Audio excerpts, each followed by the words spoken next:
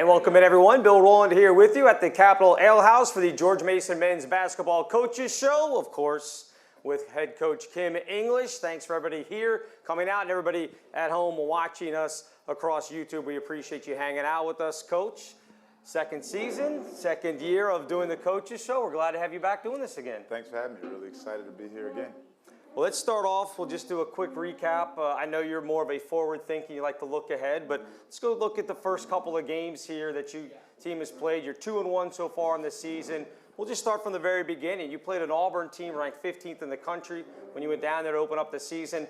And you told me, I think it was just a couple days ago, that after looking back at the film and talking to other people, that Auburn was one of the most physical teams, if not the most physical team, that you had ever played against, not only as a coach, but even going back to your playing days at Missouri. Yeah, no, Bruce did a great job, had those guys lathered up. And I mean, obviously, it's a season opener, a great program. Without a doubt, you know, he was talking about, you know, how good we were supposed to be, you know, how great Josh Aduro was. And I know those guys. I recruited Dylan Cardwell at Tennessee. I recruited Chris Moore at Tennessee.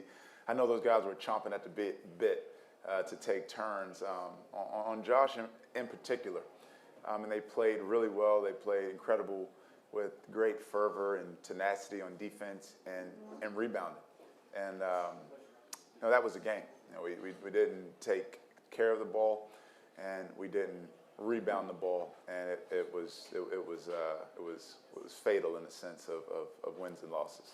But having your team come out and playing in that type of atmosphere is only going to pay dividends down the road, and especially when you look back at how physical they were, and you know you're going to see teams like St. Louis, like Dayton in the A10. They're going to play that style, maybe not as effectively, but they are going to play that style. Yeah, VCU. I mean, it's whenever you can get a quad one game, you need to do it, and it's difficult for us to get quad one games in non-league because of some of the success we had, you know, last season at Georgia, at Maryland, playing Kansas well, playing Washington well, you know, and we have good talent, I think, when we're scheduling and teams look at rosters. So when we do get a quad one opponent to say, yes, we're going to take that game and play it, and it can only help you. It can only help you, obviously, if you can win it, but just the experience gained. I mean, for our young guys, for their first game ever to be in that environment, for Justin, for Devin, for Emeka, it's incredible. And it's, you know, we don't want to be Auburn. We don't want to play like Auburn, but there are some things that they do,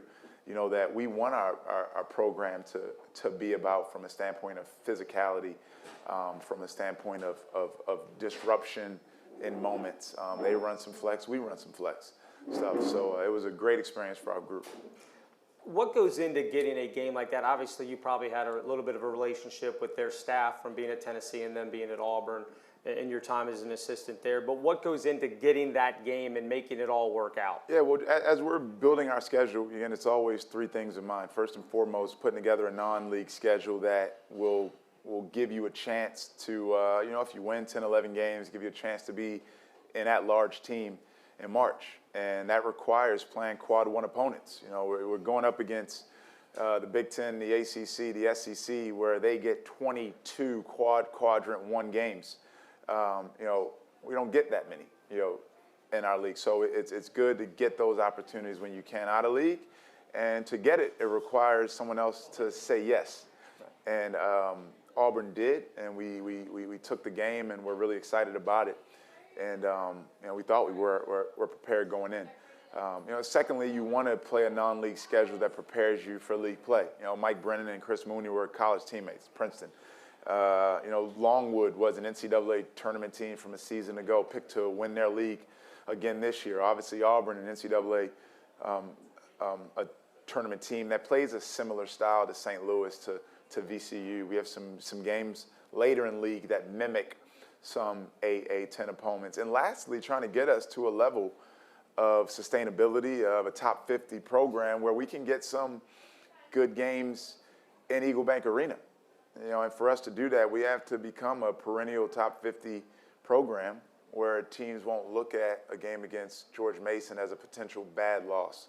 So that's what we're trying to build it to. You know, it's not my want or prerogative to schedule a bunch of wins, right? I want to, you know, we got our however many bye games, whatever it is, but, you know, we're never going to schedule soft. We're going to try to play opponents that can help us elevate the status of our program.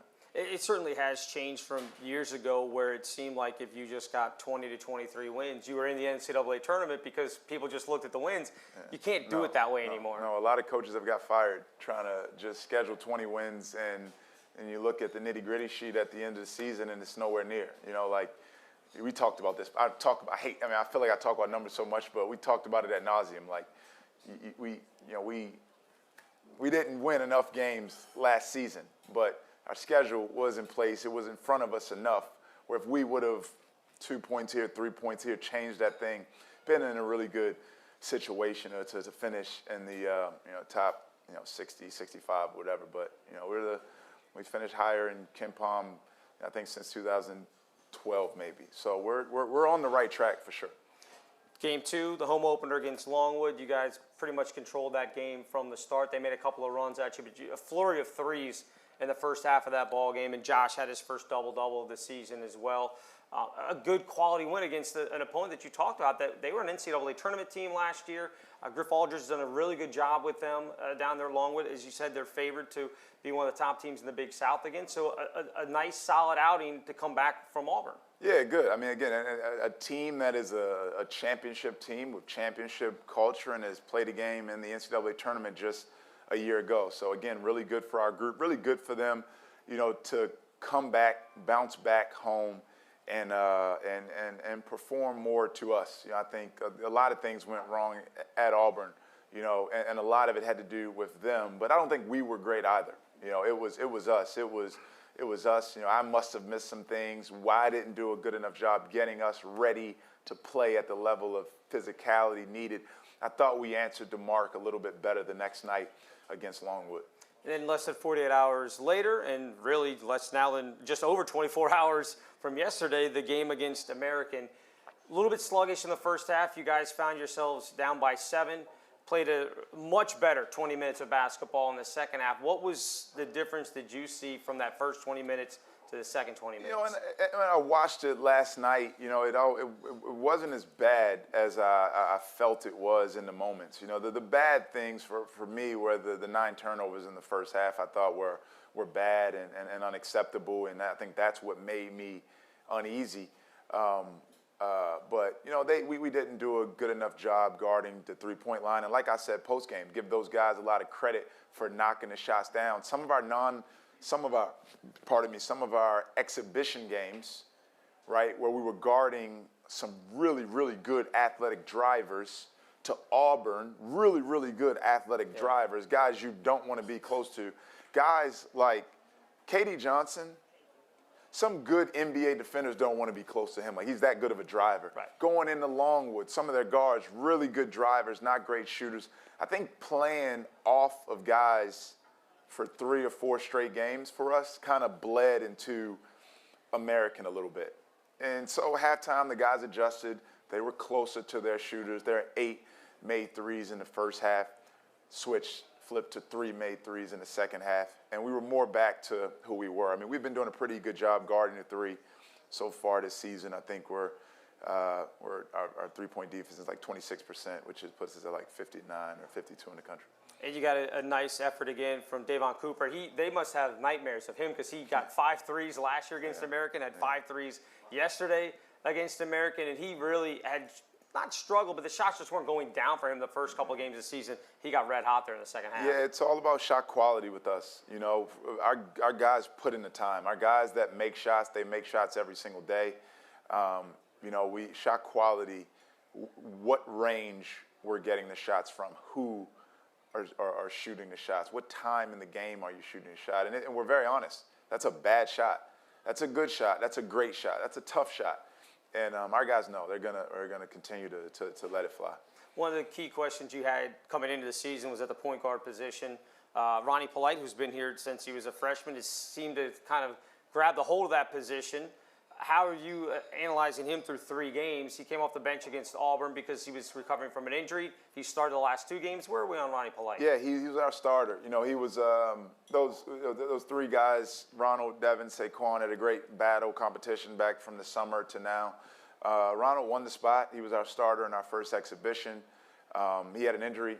He came off the bench. No, he did not play in our second exhibition. And so I didn't feel comfortable starting him right away at Auburn against those guys. I didn't want to put him in a tough spot. He came off the bench. Devin Dinkins was sick against Longwood. They'll all three play. Ronald is a starter, and I'm really pleased with him.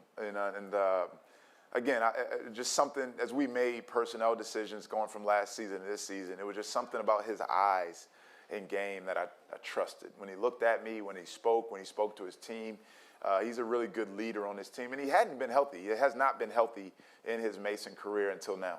So it's interesting because I think a lot of fans will hear you say there's something in his eyes and his demeanor, and they may not know. It's one of those things that probably only other players or coaches would necessarily notice because they're looking at the raw numbers, what's he shooting, what are his assist numbers like.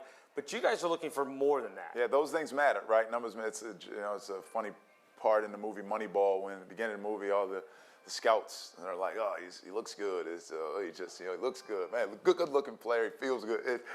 So I'm not saying that, but it is. I can look at a guy when he's driving, as he winks in his eyes as he's going to finish, or I can see Ronald going with a clean, focused vision, looking at the rim. I see some of the passes that he makes, right, that are on time, on target. He worked on his jump shot. He's improving. He just has leadership qualities. And he's not 12 assists to 4 turnovers, I think, this season. So I'm really, really happy with where he is of being our PG1. Let's talk about some of the new guys. Obviously, this day and age in college basketball, where there's the transfer portal, not everybody stays around for 4 years like Josh Oduro has done, or Ronnie Polite now in his 3rd year. Give me an idea of the guys that you've brought in, not necessarily what their game is like, and we can talk about that, but what are they like just as people? Because the fans really haven't been able to see them grow, as you would see a guy coming in as a freshman, and you get to know and follow a guy all the way through his career. So talk to me about some of these guys you brought in. Great point. And we're very fortunate to, a lot of our transfers, 3 of them now, Deshaun Tickett and VJ, I've spent very close time with them. Our staff, Nate as well, IJ as well. So we're not taking, it's not as big as a gamble as it is on most kids. We know exactly who the person, the student, the young man we're bringing in to join what's very precious to us, is our culture, is our team. VJ I've recruited VJ since my first day in coaching. Literally, my first day in coaching. He was a sophomore in high school at McNeil High School in Austin. Recruited him for 2 years, didn't get him at Tulsa. He went to Oregon. I got to coach against him for 2 years. When he was at Oregon, I was at Colorado.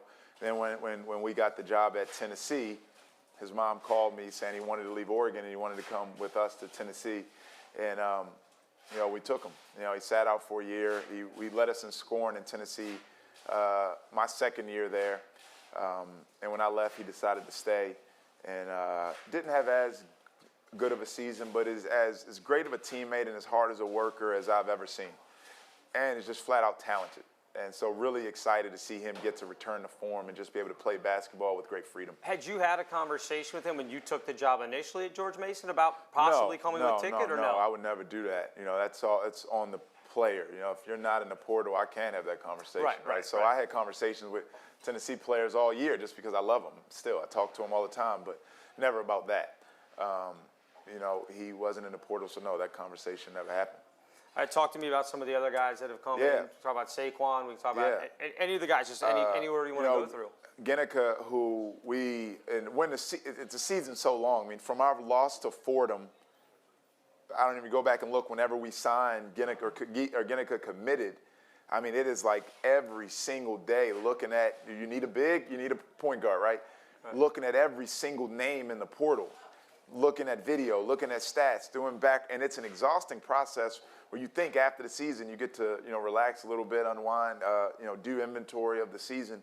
But the player acquisition process, it's free agency, which is crazy. And it begins the process of microwave dating and recruiting times 10, right? This list of big men, as we want to beef up inside, it's like this many big guys we're looking at. Freshmen, transfers, JUCOs, everyone. And it goes well. He goes to somewhere else. Oh, okay. Who's number 2? And so we were at like 10 guys. And then finally we see G. go into the portal.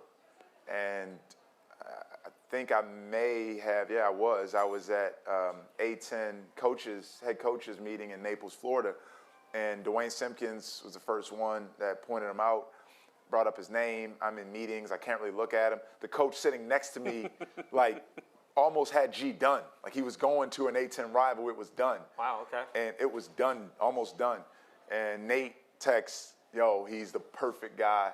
So I, like, excuse myself and watch film of him and, like, excuse myself from, like, a big part of that day of meeting and just went all in trying to reverse course. And we got him on campus. You know, Dwayne Simpkins has some great relationships, you know, with some people around. He played AAU basketball in Baltimore, and we got to get it done. He is an incredible kid, super smart, graduated from Virginia Tech in 3 years, very committed to his academics, wants to be a doctor one day, and I just love him on the court. I'm looking in today, I'm in the office, like, we got to get him more minutes. We got to get Malik more minutes because I just love when they're on the court. Their size and physicality is so good. Saquon, lastly, in the transfer bunch, again, you know, after the season, looking at a list of point guards, and again, an exhaustive list, and lost out on a bunch of guys going back, but it was very similar to our decision to take Ticket last year. Looking at all these guys with very, you know, can I say sexy on YouTube? Sure, yeah, sure. Sexy. You know, these guys with these sexy resumes and games and all that. But it was, you know, their individual accolades and their shooting and their raw talent, it looks good. But then you got to think, how does that mesh, right? How does a point guard that's trying to go get buckets mesh with VJ Bailey, Josh Aduro, Davon Cooper, Ticket Gaines, Justin Fernandez, all these guys that it can really score it and bounce it and play. So Saquon, super humble, you know, talked to people around him. They just raved about his toughness, raved about his humility, you know, his defense, his size, his length, he can play all over the court positionally. And so we settled on Saquon, and really happy he's here and he's figuring out, right, how to play that position for us the way we want to play. And, you know, he didn't play a lot last night against American. He had 2.5 turnovers in a short span of time. And the way our first half was going, I just didn't have patience for it. It's funny that you mentioned the microwave dating aspect of recruiting, because that's what I have written down here is, in this age of microwave recruiting, I know you're a big proponent of the fit. And will guys get along, and do they fit the program? How tough is that when your season ends in March and you're trying to get guys signed by, say, July?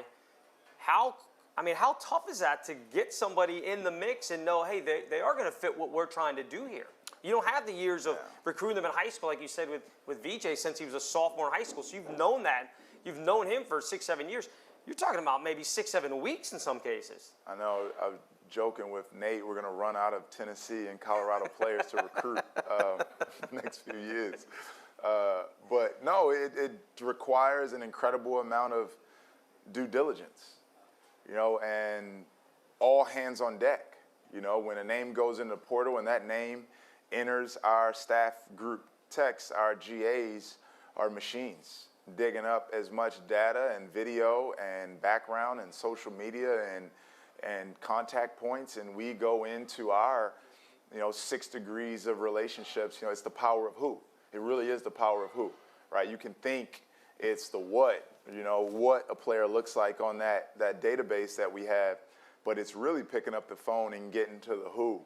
You know, who played against them that we're close with, who coached them that we're close with, who on the staff that he's leaving is going to give us the real. What does his social media look like? Who is this kid really? And in the microwave process of us dating and figuring this thing out, sometimes we walk away, sometimes they walk away. You know, sometimes we don't walk away and they go another that direction. But, you know, it's been good to us. You know, I think if I'm a Mason fan and I see Deshaun Schwartz, Devontae Gaines, VJ Bailey, Davon Cooper, Giannika Ojiako, I'd say the portal's been pretty good to George Mason in an 18-month span. Yeah, I would agree with that. All right, let's talk a little bit real quick. You got some this past week some high school kids that have decided that they're going to pursue their basketball here at George Mason. So let's just go down the list here. Austin Ball from West Virginia. Talk to me about his game. Yeah, love Austin. Was watching a game here at DeMatha over the spring or summer. I don't remember what period it was, but his high school team was here. It had to be June. And I was actually there watching another kid, a local kid, and that we thought we really liked. And the kid had like 4 or 5 bad games in a row. And this was like my last draw. This was like, if he plays bad this game, we're out. And I'm sitting there watching the game, and the game went completely over. And I wasn't even watching this kid. I was watching this other kid from Miller School, from Man, West Virginia, state champion. It was Austin Ball, and he just made shot after shot, and he's long and athletic, and his toughness, I mean, his energy, the emotion that he plays with. That's what I've been looking for. It's what I want out of our current guys, like just to give us more passion, more energy, and he has it. He's the most, one of the most perceptive, intuitive, curious kids I've ever been around. And he can really shoot it. We're losing Davon, losing Victor for sure. So shooting was something we wanted to address. Adding Saquon to that mix, we're also losing great size. So size and shooting, wanting to replace those old guys with young guys and bank on the development of Blake, of Ronald, of Malik, of, did I say Justin. Devin, Emeka, all the guys we've been bringing up now for 1 or 2 years to kind of replace some of the old guys. Des White, guard out of Missouri. Same situation, kind of. I was watching this was late. I'd seen him when he played with Mocan as a young guy, but didn't recruit him. I was focused on, honestly, because all my time and energy was going to Justin Fernandez that summer. But he moved to Brad Bill Elite, and we're watching him play local Team Durant and maybe the Sweet 16 or Elite 8 at Peach Jam. And again, he was just banging shot after shot, and he moved well. He could shoot off the move. One of my teammates, college teammates, Marcus Demon, had texted me about a kid from Helias Catholic High School, like way back in the year. And at Peach Jam, I'm looking back through my texts, and it was Des he told me about, and really loved him that day. Watched him the rest of Peach Jam. Again, texted the staff. They went back, pulled up all the past film from EYBL, all his film from high school. Fell in love with him. He had a Missouri offer from the previous staff. St. Louis was flirting with him, and some Missouri Valley and Atlantic 10 offers and interest, and really, really happy to have him. He has great toughness, and again, shooting. He's a really, really, really good shooter. So feel good about losing VJ and Davon, adding Austin, Desmond, and Rich Barron out of Chicago. Chicago. Really good shooting, really good size. He looks like the kid. He's a thick body for being a high school senior, yeah. I mean, like David Roddy, like that size and physicality. Saw him at Peach Jam 2 summers ago, went and watched him and went all in.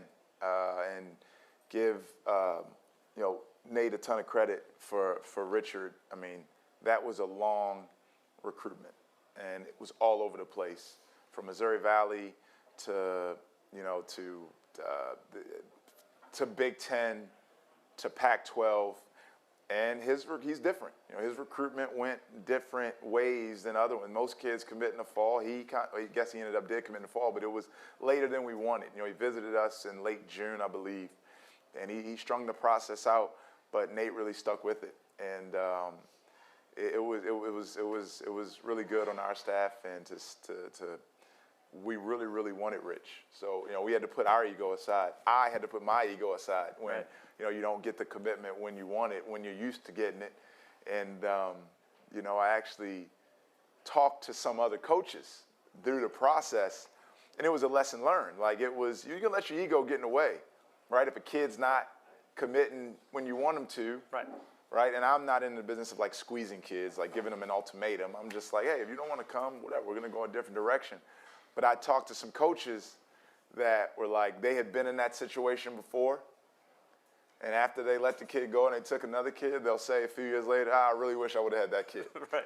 You know, and we really, really wanted Richard Barron. So we had to go through the process with him and Arizona State, with him and Big Ten interests and Northwestern and all the stuff. And, you know, he chose Mason, and we're really excited that he is. And again, size, shooting, answered those issues. All right, before we talk about the Paradise Jam coming up, we want to thank the Capital Ale House, the official host site for the Mason Basketball Coaches Show with head coach Kim English.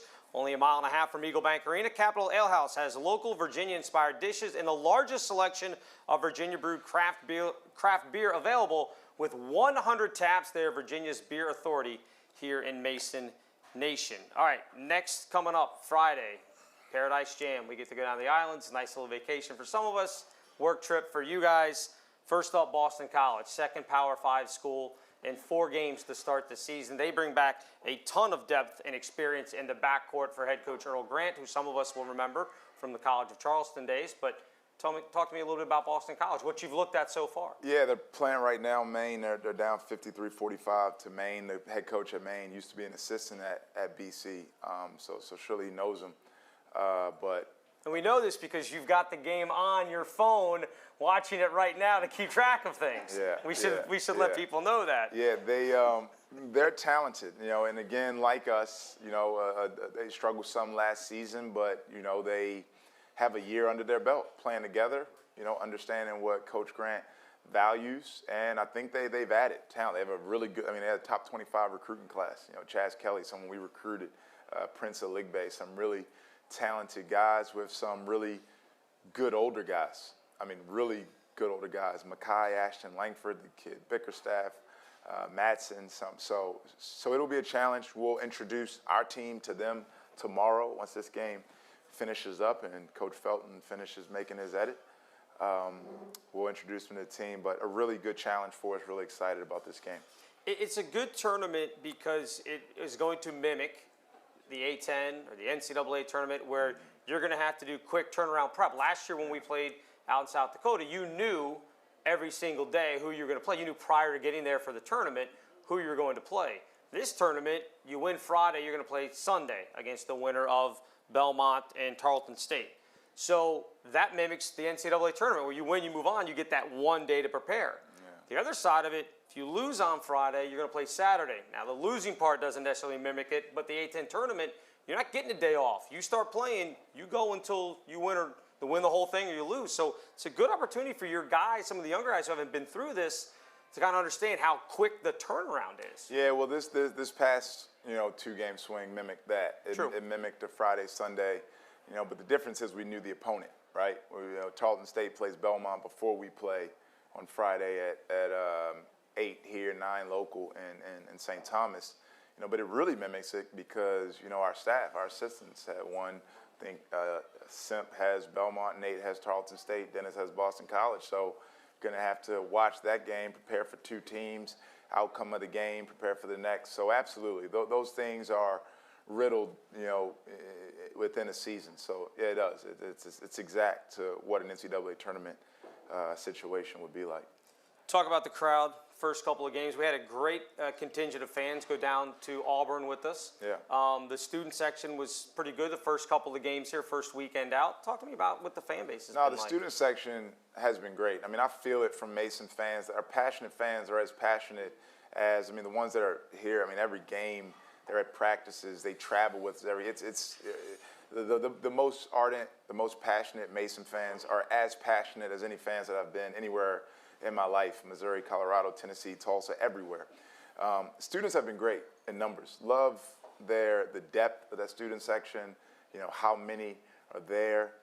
The next step is standing up.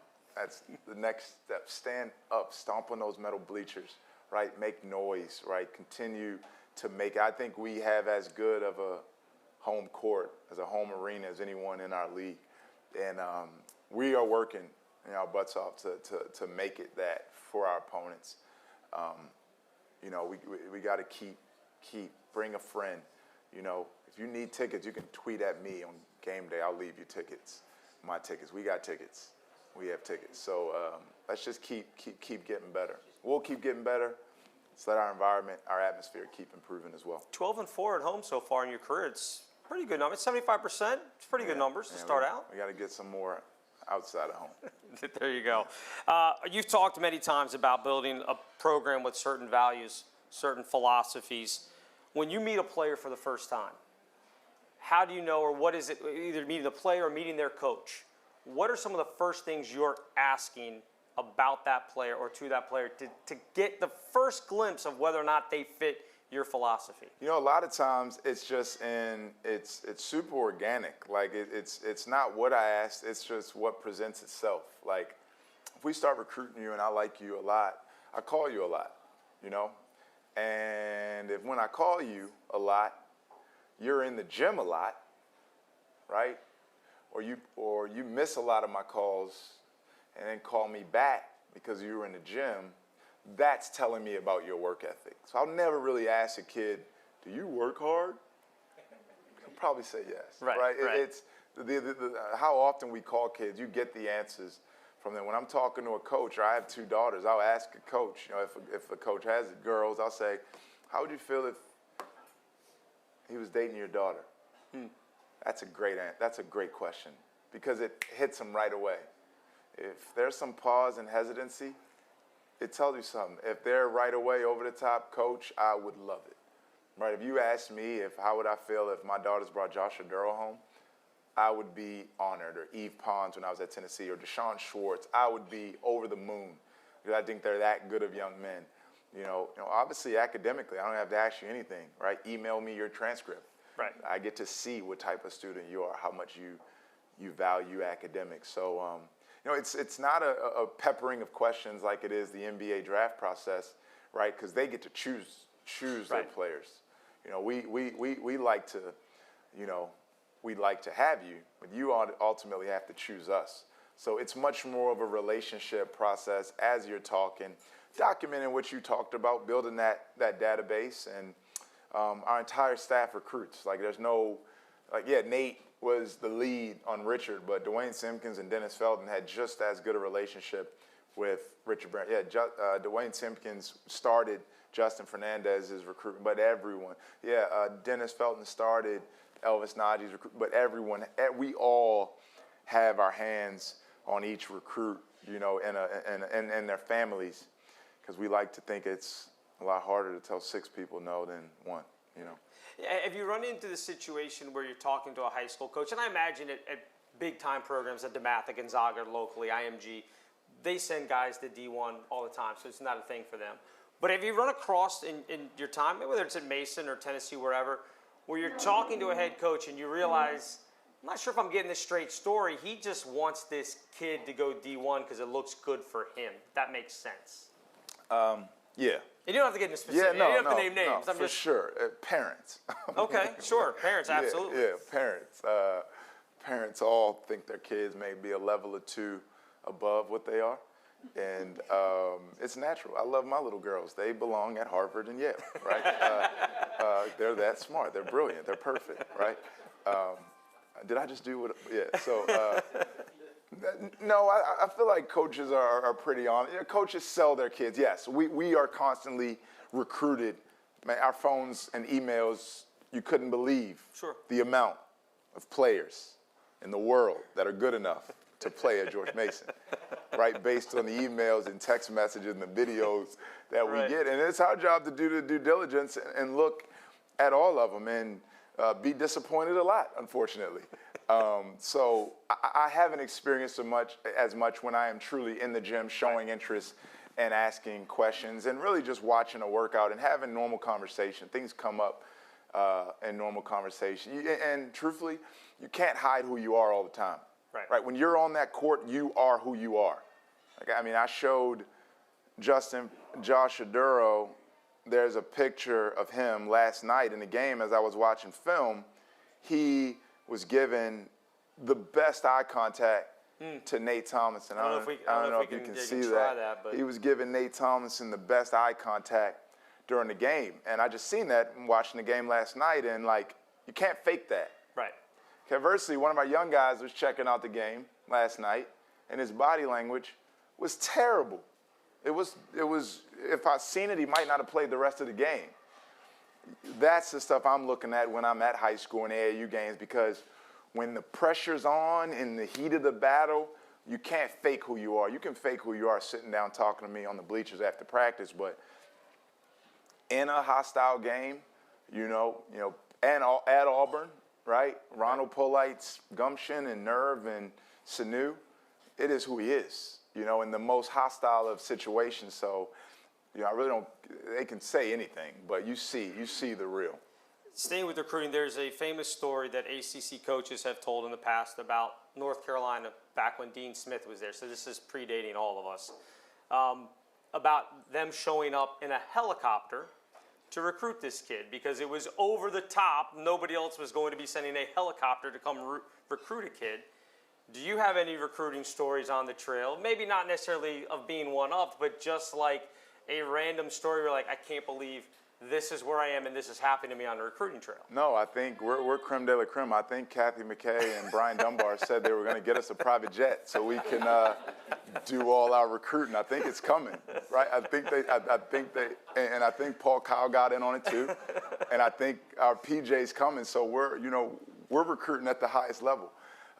No, I've not seen that. I have some crazy recruiting stories. I mean, I was in Argentina watching the U17s in 2019, and after the long trip to Rosario, Argentina, it was a really long line at the rental car place, and it was like 5 or 6 coaches there, and it was one car.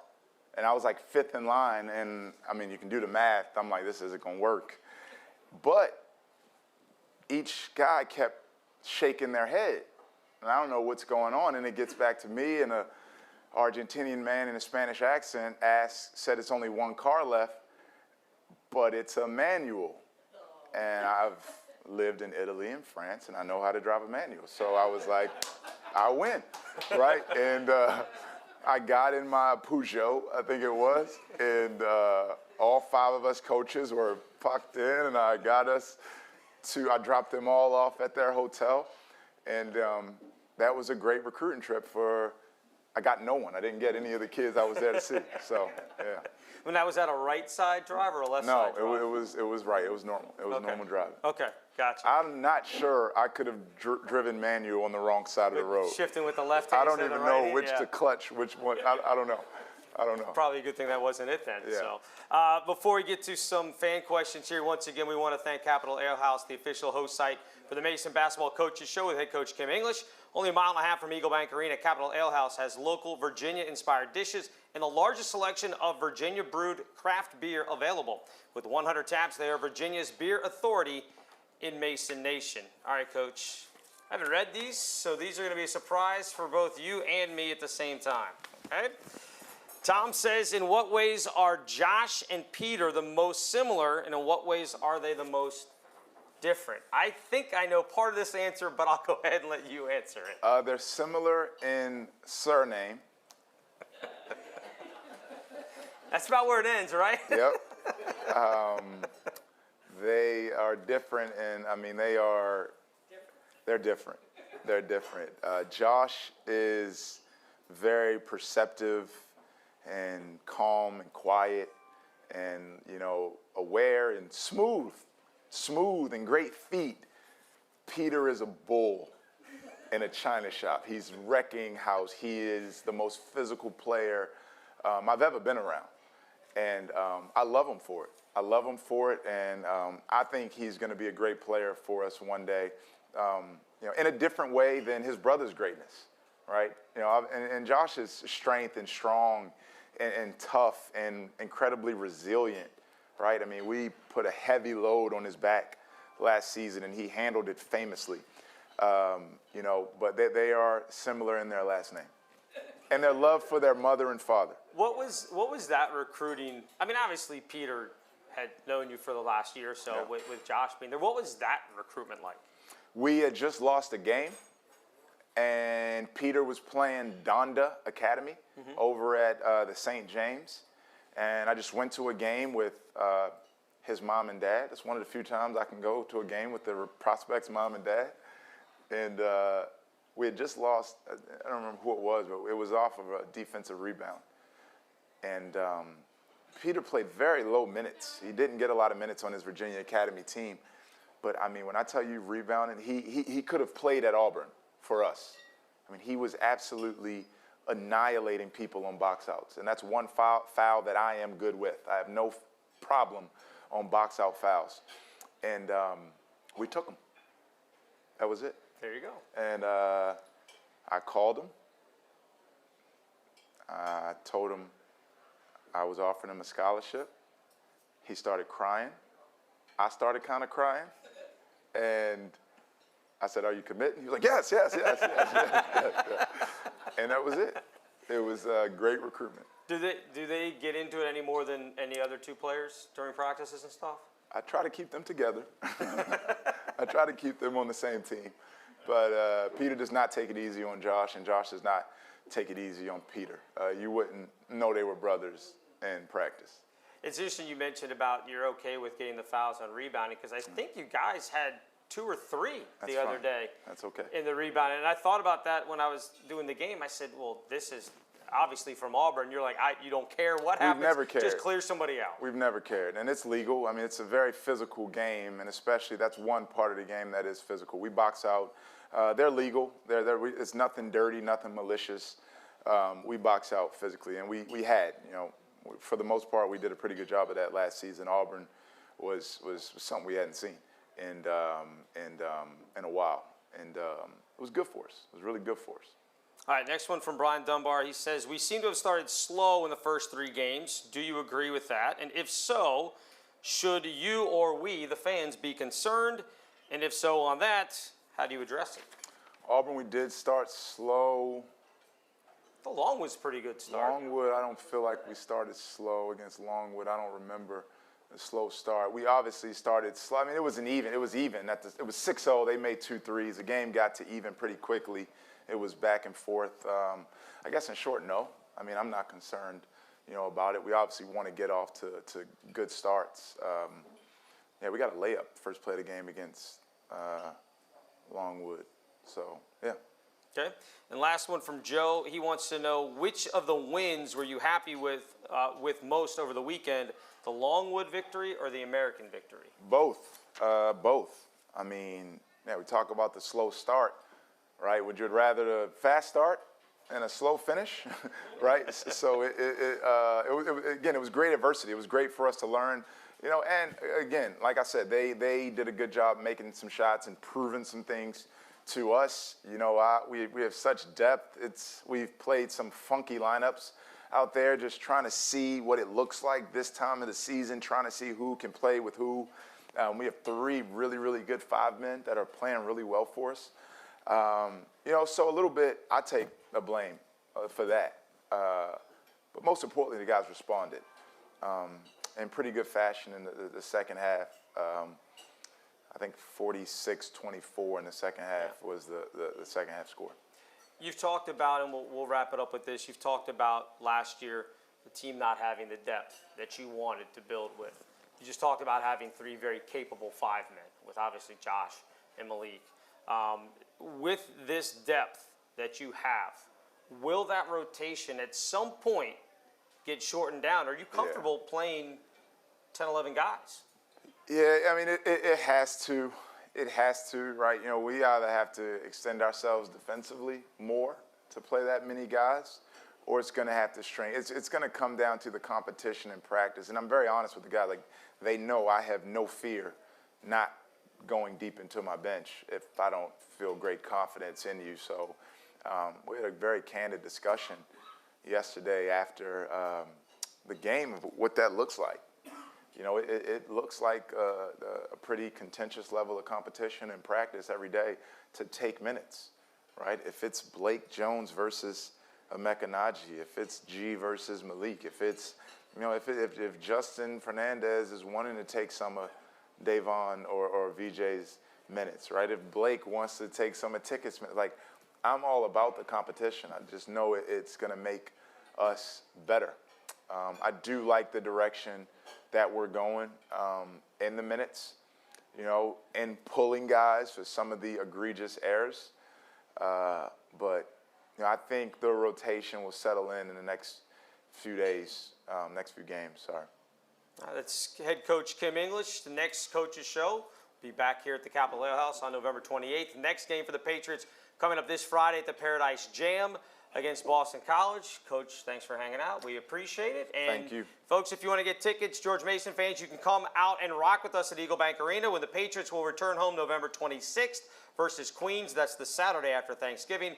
All ticket offerings are available, including prorated season ticket packages, our 3-game pint glass series, mini plan, and single game tickets. For more information or to purchase tickets, call the ticket office at 703-993-3270. Once again, for head coach Kim English, I'm Bill Rowland. Thanks for coming out, and we appreciate you watching here for the George Mason Basketball Men's Coaches Show.